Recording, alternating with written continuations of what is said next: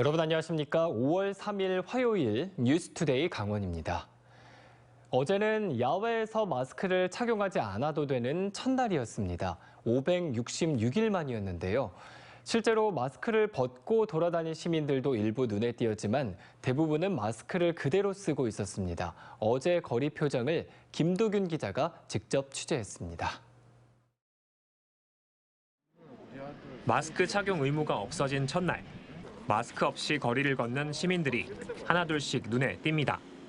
벗고 나오니까 확실히 숨쉬기도 편하고 다니는데도 좋은 것 같습니다. 다 같이 벗고 다니면 좋죠. 이처럼 정부의 실외 마스크 착용 의무 해제를 마음껏 누리는 사람이 있는가 하면 대부분의 시민들은 여전히 마스크를 벗지 못했습니다. 아직은 마음의 준비가 안 됐고 눈치가 보인다는 반응입니다. 기분은 좀 어색한 기분도 있고요.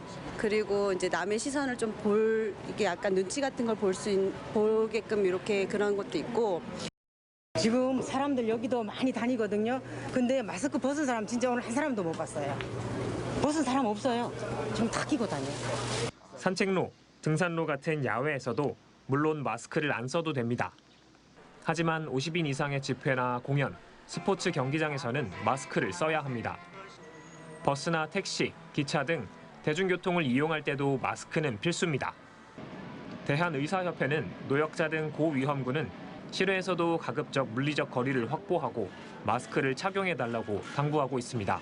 실외에서의 마스크 착용이라는 것은 사실은 그 위험도에 따라서 자율적으로 착용하는 것이 굉장히 중요할 것으로 보이고요. 지속 가능한 생활 방역으로서의 의미가 있다고 봅니다. 사회적 거리 두기가 없어진 데 이어 야외 마스크 착용 의무도 해제됐지만 코로나19 이전처럼 완전한 일상 회복은 갈 길이 멀어 보입니다. MBC 뉴스 김도균입니다.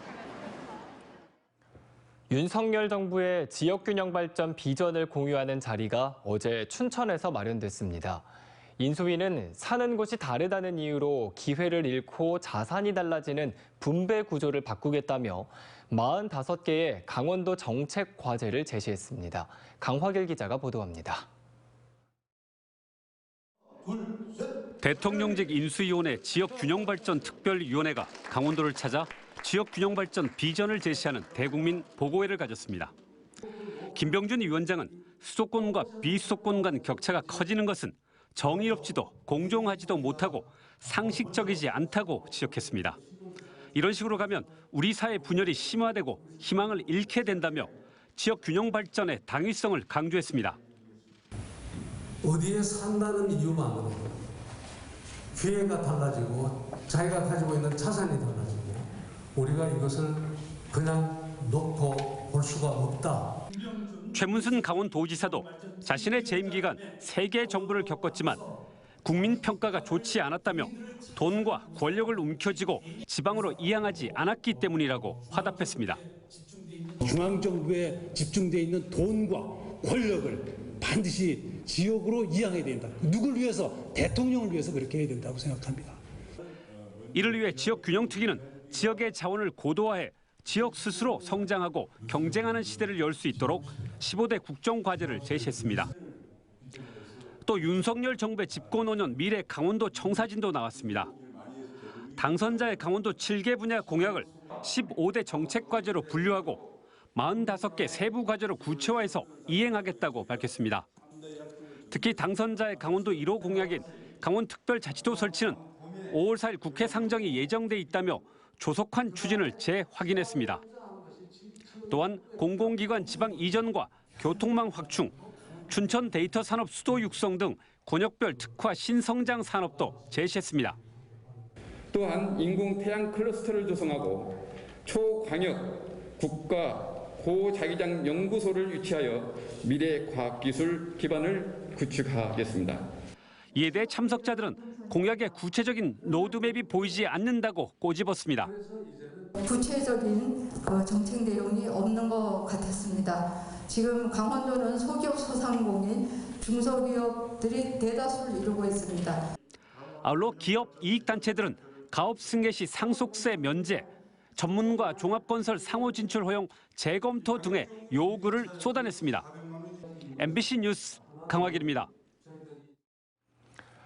강원도 내 18개 시장군수 선거의 대진표가 사실상 확정됐습니다.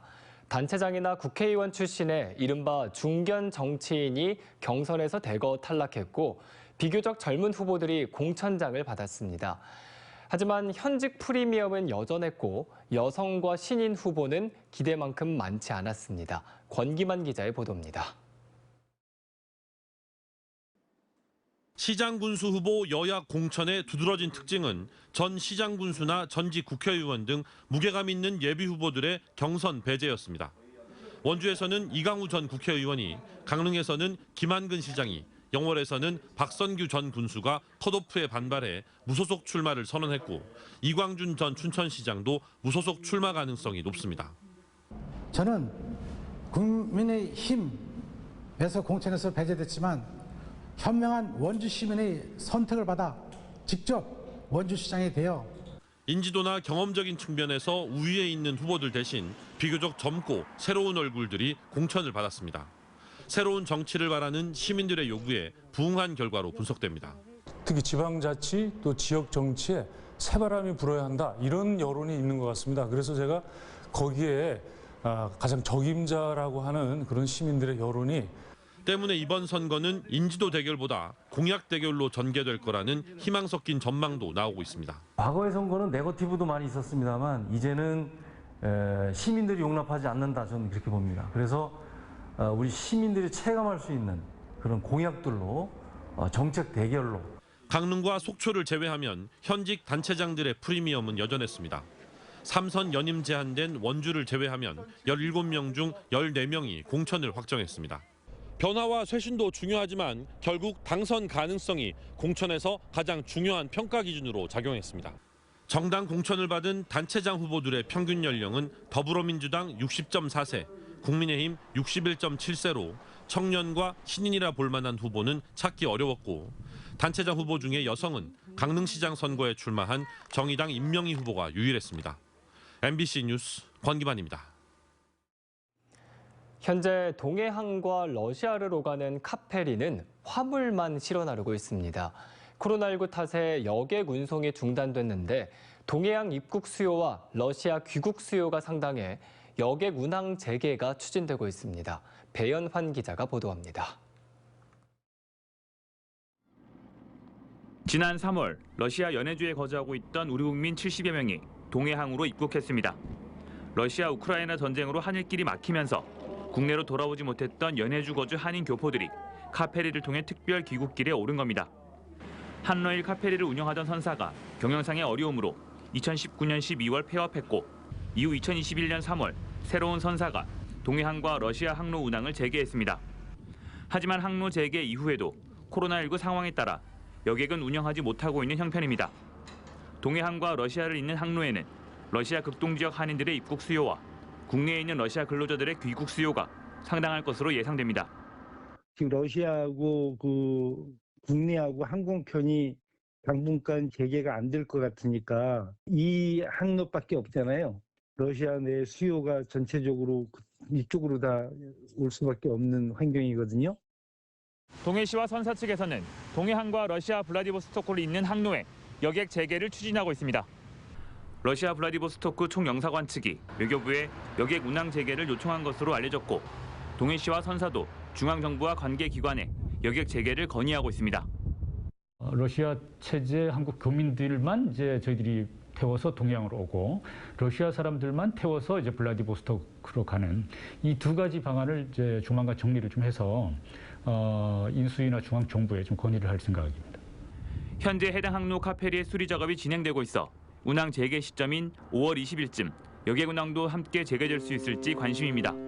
MBC 뉴스 배연환입니다. 춘천 강소연구개발특구가 전국 13번째 특구로 지정됐습니다. 과학기술정보통신부 산하 연구개발특구위원회는 오늘 춘천과 인천을 특구로 최종 확정했습니다.